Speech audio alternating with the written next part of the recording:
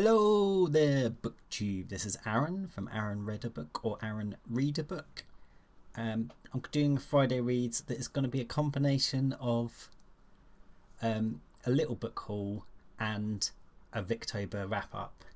I've managed to read 3 big chunksters for Victober, so I'm going to call that a victory because I read 2 small Victorian books in September as well, so that's quite good. That's 5 Victorian books in about 5 weeks, so I'm happy with that. But I have also bought some Victorian books, so I'll show you what I've bought first. This first one is not Victorian. It is Five Little Pigs by Agatha Christie.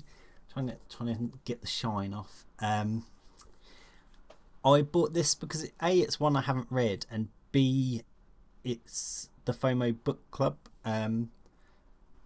pick for November and December, I think. So that's run by Jem and Jack, and I think this was Alice's favourite Poirot, so that's why they picked it. And it's one I haven't read, so I'm excited to read it. I quite like the cover. It hasn't got any pigs on it. They all seem to have an easel on or some pigs, and this one has an easel. Sometimes an easel and pigs, so I'm guessing it's some sort of arty thing involved as well. But look forward to that. This one was a recommendation from Sarah at Your True Shelf. She really likes this author, Tracy Chevalier, I think. I don't know how to say her name. But this one is also kind of Victorian adjacent because it's about Mary Anning, who was a fossil hunter in the early Victorian period and wasn't allowed to join like the Geological Society and stuff. But I've read about her before in A Short History of Nearly Everything by Bill Bryson, where she was like this incredibly prolific fossil hunter and really did a lot in the Lyme Regis area. It also has these amazing whatchamacallits in a artwork thing, end papers maybe, with fossils and her notes on it and stuff. That's really cool. So I look forward to this one. It's because it's a favourite author of Sarah's, and it's also about an interesting character, and I Sarah gave this one 5 stars. Another one, I went to the charity shop yesterday just because it's next to the Lidl, so I picked up a couple of things from there as well. I got Gentleman Burglar. This is a very shiny one, by Arsène Lupin. Or it's Arsène Lupin, Gentleman Burglar, isn't it? Because he's the character. It's written by Maurice Leblanc. And I've been sort of on the lookout for Lupin. It actually says in here it's the Extraordinary Adventures of Arsène Lupin. So I think this is like a cheapo edition. But I've been looking for an edition of some of these stories because it's kind of like the French Sherlock Holmes, isn't it? I think it's their the one they all love, and it's also been made into a TV show, I believe, which I have not seen. But let me know if you've read any Lupin. I'm sure a lot of you have. I don't know when they were written. I don't know how long ago. Maybe they're Victorian as well, but I have done my research. So this is Victorian. This is Thomas Hardy's The Mayor of Casterbridge. I got this because it was it's a very shiny, brand new looking version, and it although it says £3 on here, she only charged me £2 for it, and I went, it said 3, and she went, yeah, but it's scanning as 2, and they sort of just want an easy life in the charity shop, so they let me have it for 2. So yeah, I got a little bargain there, and a very nice edition of the Mayor of Casterbridge. I now am collecting Thomas Hardy books when not reading them, so I definitely need to read maybe Far From the Madding Crowd first, and then this one, which I believe was a group read in one Victober. Maybe it was a group read of some sort, but I did not read it, obviously. But I definitely need to give Hardy a go because I have sort of not read him for 20 years. the the next things I bought was a foray into Vinted, which I am apt to do because I needed the second book in the Pasta series, which is Phineas Finn, and I found it in a little 3-book folio society.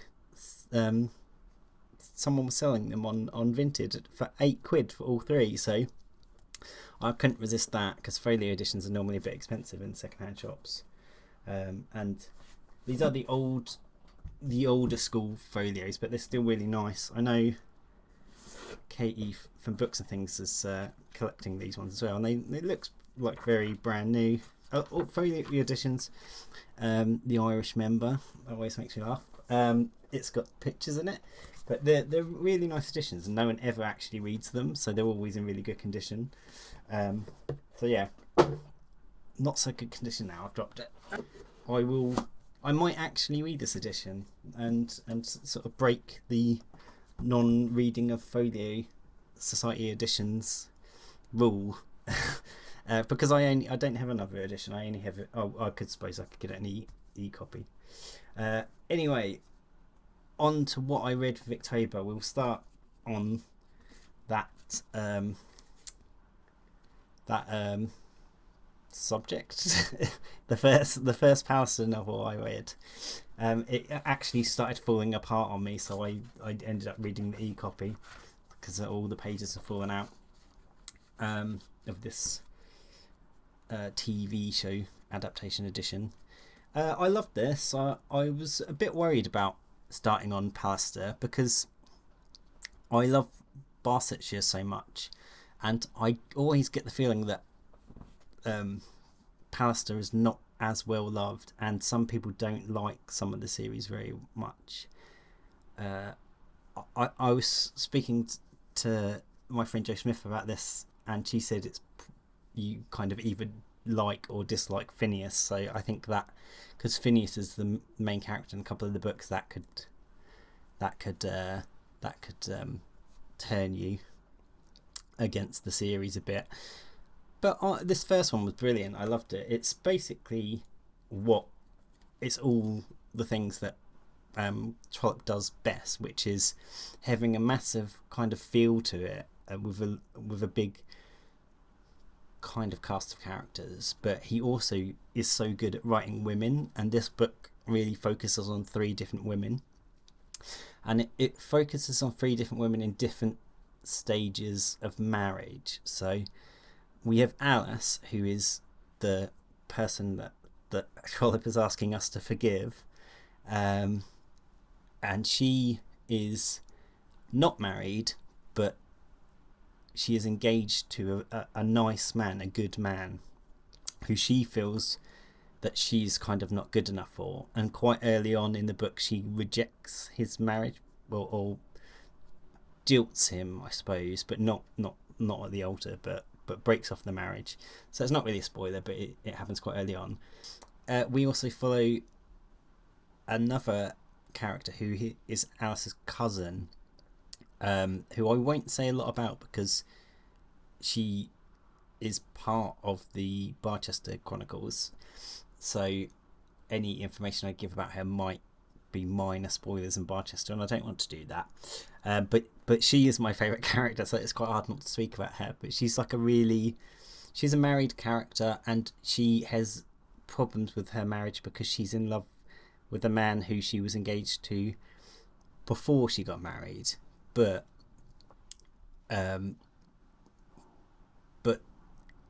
she made a kind of wiser decision in her marriage because the guy she's in love with is a bit of a rogue. He's a very funny character, and he's nice, but he's a bit of an idiot.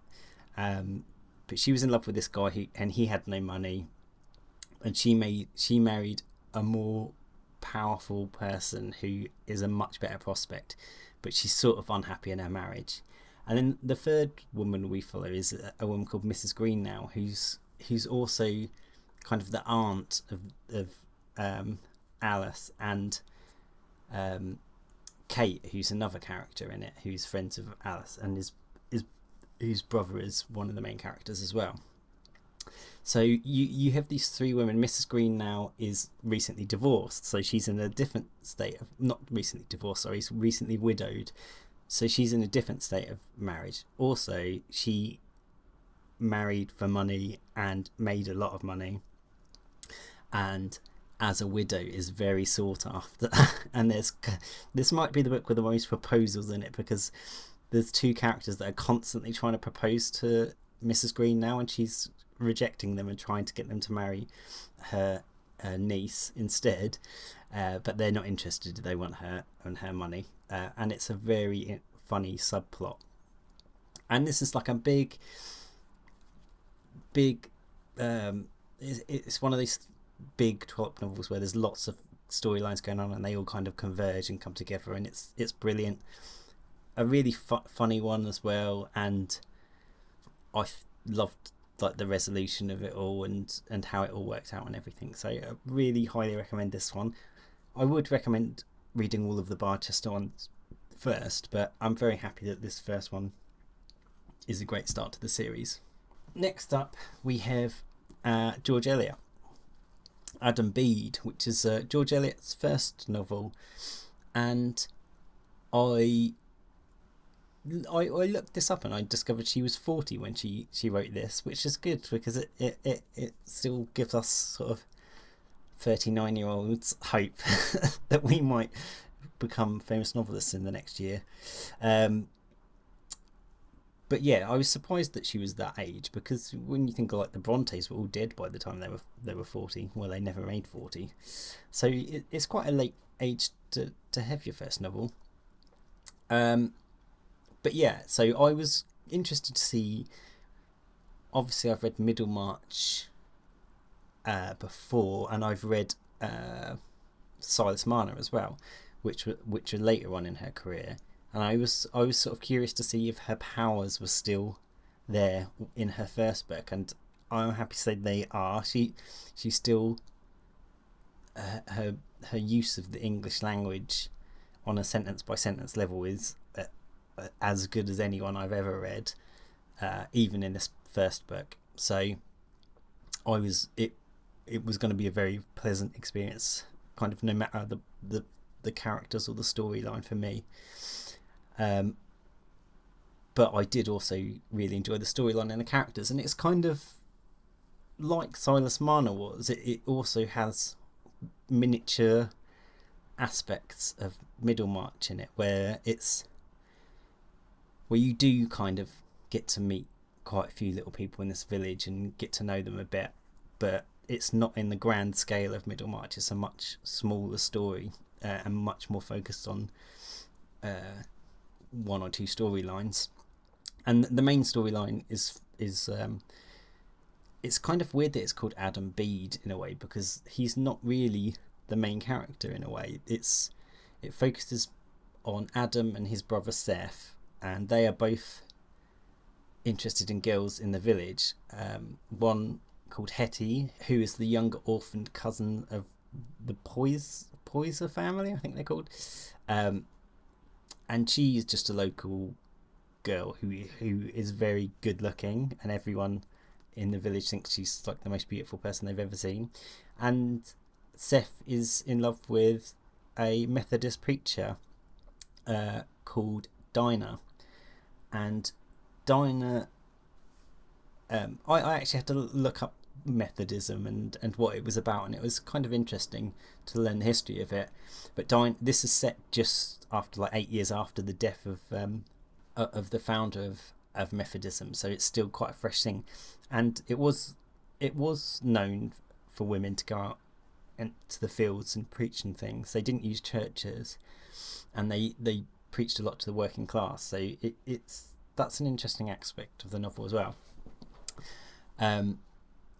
So yeah, they're both in love with two different girls, and there's also another great character is the local priest, and I really liked him. And there's Arthur, who is the local squire's son, and there's kind of some, I don't want to go into too much plot details, but there's a love triangle of sorts appears, and George Eliot uses this to explore sort of different themes and things. But I don't. I'm not going to go too much into the plot because I think it's quite spoilery. And I did actually spoil quite a big plot element for myself because I always get these Oxford ones now because Penguin always puts spoilers at the beginning and in the notes. And this one didn't put any spoilers in the notes. But when I was flicking through the notes at the back, there was kind of a historical newspaper thing that George Eliot had used as an idea for the plot. So it had the headline and I was like, oh great, now I know that happens. But it didn't really spoil it for me. I did think the pacing was a bit slow at the first half, and then the second half it really picks up and is really interesting. And that was the same with Silas Marner as well, and maybe even Middlemarch. It takes a little while to get going as well. So maybe that's just a George Eliot thing. I think she builds her characters a lot, and that takes time, and then starts playing with the plot a bit more. But I did really love it. Beautiful language, great characters. I saw Elizabeth as I lay reading do her review of this, and she hated it, and a lot of her points I sort of semi agree with in that some of the characters in this are a bit too good or a bit too bad, considering that George Eliot is such a good writer of multi-layered characters, and a lot of the characters in this are really multi-layered. Even people who do bad things, you feel sorry for them, and people who do good things also you get annoyed at sometimes. So it's odd that some of the characters are too good in a way or too bad, so I feel like it must be some sort of conscious decision by her because she doesn't normally do that. But yeah, it wasn't as good, I don't think, as Silas Marner. It's definitely not as good as Middlemarch, but I still really loved it. The other thing I read that I'm not really going to talk about very much because we talked about it as a group is Hester by Margaret Oliphant, and I